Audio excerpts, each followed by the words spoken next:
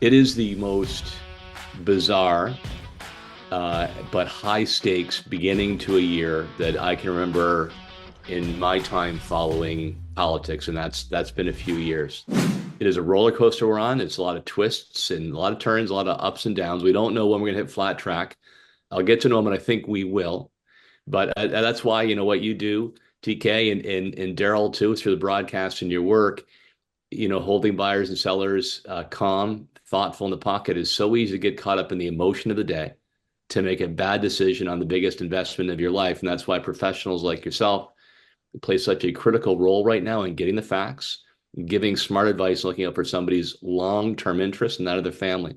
So hats off to you.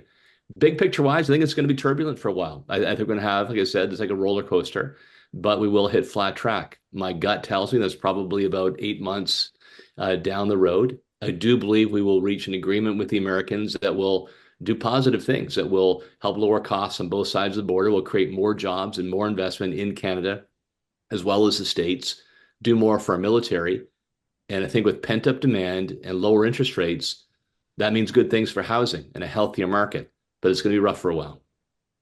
Rough for Yeah, a as of while. today. So Yeah. we're recording this on Thursday, March 6th. I guess that's how we have to It's talk a today. lot of time till Sunday Okay. morning, right? When it So airs. as of right now, Or it could be okay, over. yesterday was a conversation on the phone between Trudeau and Trump, and it may have gone well, it may have not gone well, depending on, who's Your reading the, perspective. the, the transcript of it. Yeah.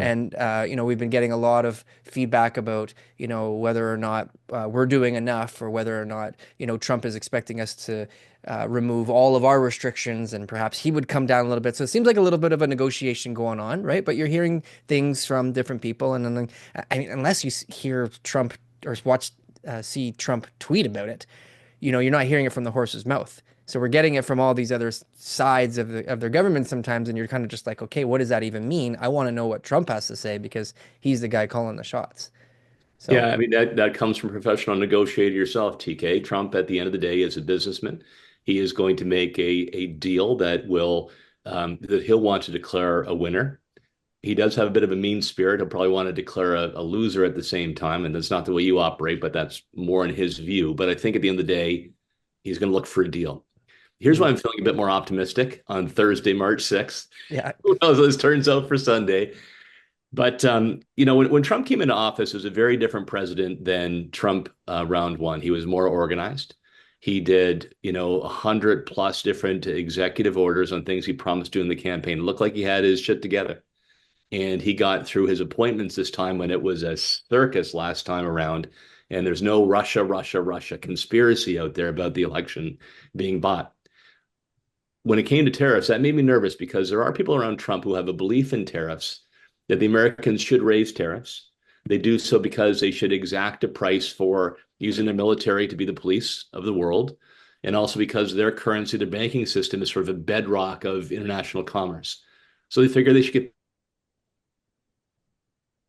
paid for that. They also have a view that if tariffs go on a country, Canada, China, what have you, that country's currency goes down. We've seen that with our dollar. And as a result, the prices in the US market won't change. So they don't feel the tariffs. That's their economic theory. And I was worried about that. I don't agree with it. My background's actually economics. I don't agree with it, but I was worried that's what their plan was, and that higher tariffs would be inevitable and damaging to us. But now that we're getting through this a little bit, it looks more like it's transactional. Yeah, at the end of the day, that old maxim I always use about Trump, you can't take him literally, but you do need to take him seriously. There's a deal on the table. Just going to take us some time to figure out exactly what that's going to be. Are you looking for the best merch store on the planet? Well, we got the shit for you. Coming in at low prices where we barely make any money off of whatsoever, you can get the greatest real estate merchandise on this platform. Just look at this very flamboyant man putting on this great stuff. He looks great, he's dancing great, and boy does he look sexy in that merchandise. I tell you, buy this for anybody, you buy this for yourself. You will be not only repping the greatest Canadian real estate podcast in this world, but you will also be looking hella good doing it.